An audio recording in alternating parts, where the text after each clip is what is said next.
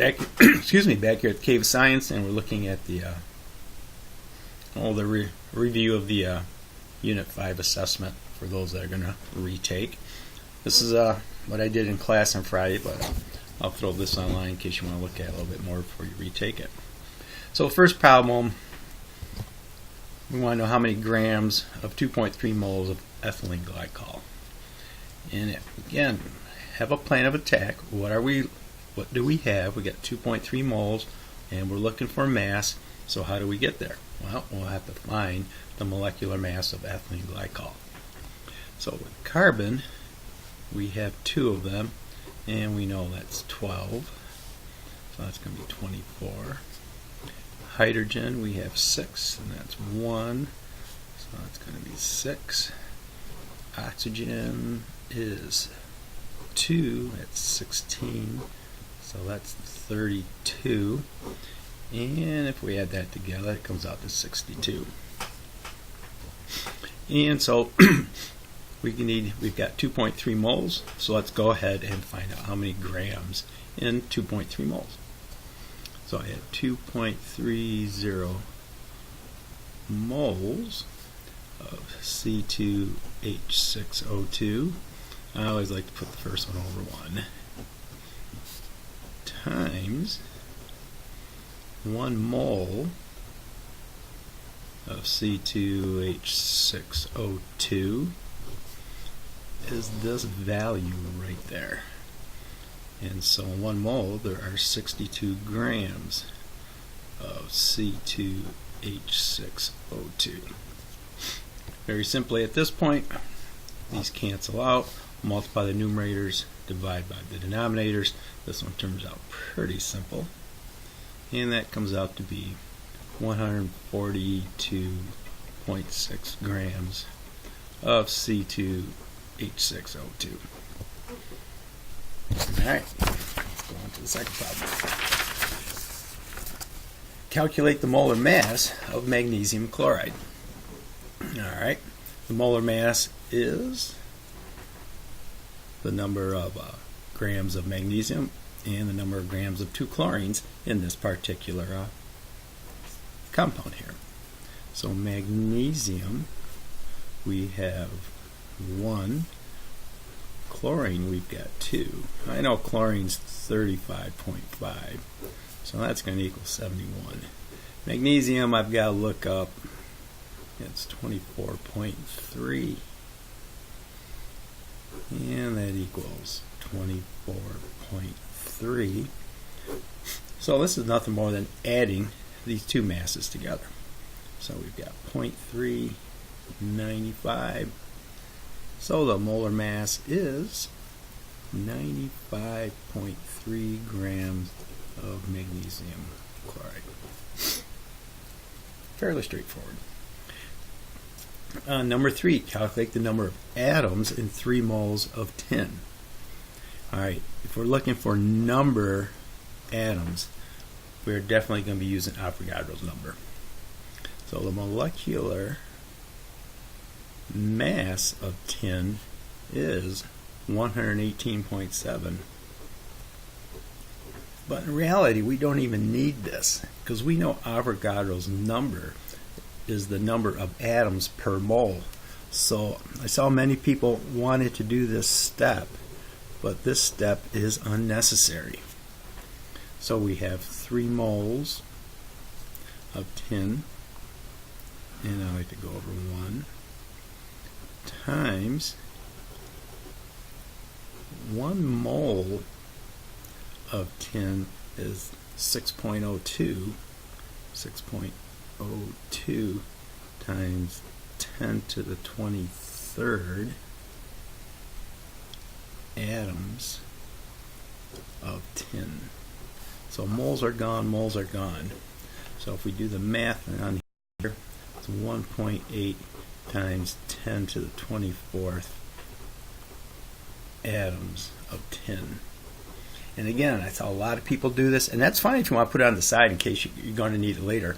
But in this particular case, we are going from moles to the number of atoms, and Avogadro's number is this relationship here. Again, this could be molecules, it could be particles.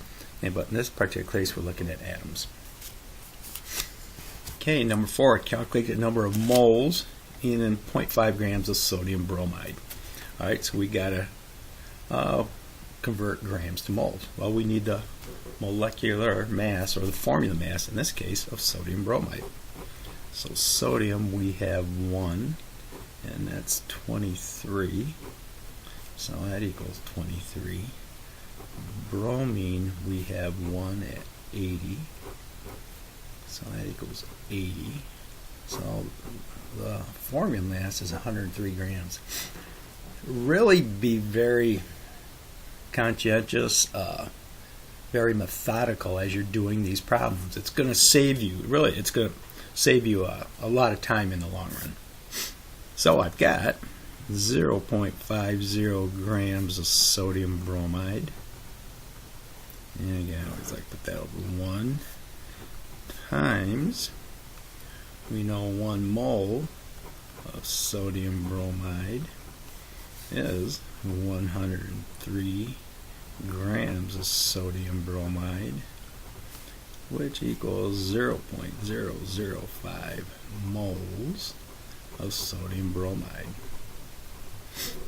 Pretty straightforward again on that one. Alright, let's look at number 5. Problem 5. How many atoms, and I think I told you guys to change that to molecules, so we'll do that, are there in 46 grams of C2H4? Alright, molecules again is going to lead you to using Avogadro's number, but we don't have moles, we have grams, and Avogadro's number is per mole. So now we got to get the molecular mass of C2H4. So let's see, we have 2, I know that's 12, so that is 24. Hydrogen, we have 4 at 1, so that's 4. So the molecular mass is 28 grams. Now we can go ahead and set up our factor label method. I've got 46 grams of C2H4. I know there are 28 grams in C2H4 and 1 mole of C2H4, and in 1 mole of C2H4, again we're looking for molecules, there's 6.02 times 10 to the 23rd, I'm just going to spell out molecules of C2H4. This is gone, you're left with molecules, and that comes out to be 9.8 times 10 to the 23rd molecules C2H4.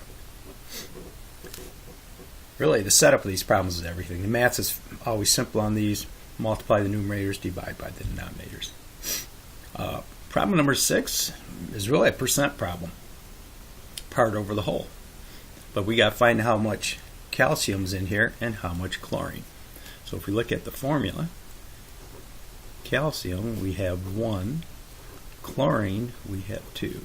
Well, I know chlorine is 35.5, so that's going to equal 71.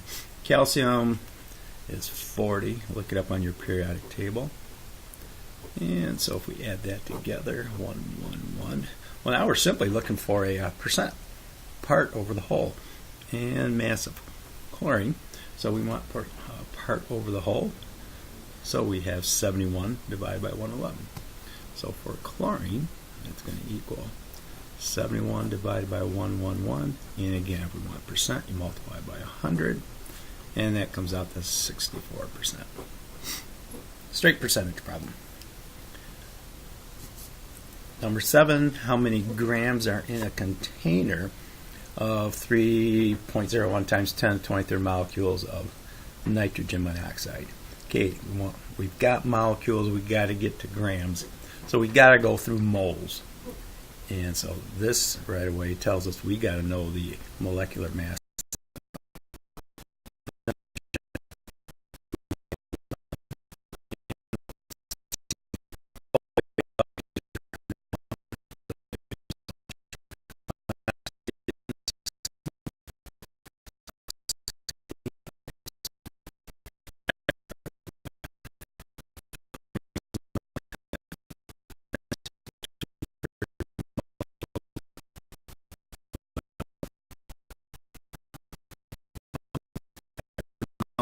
definitely going to use Avogadro's number. I guess better push this up a little.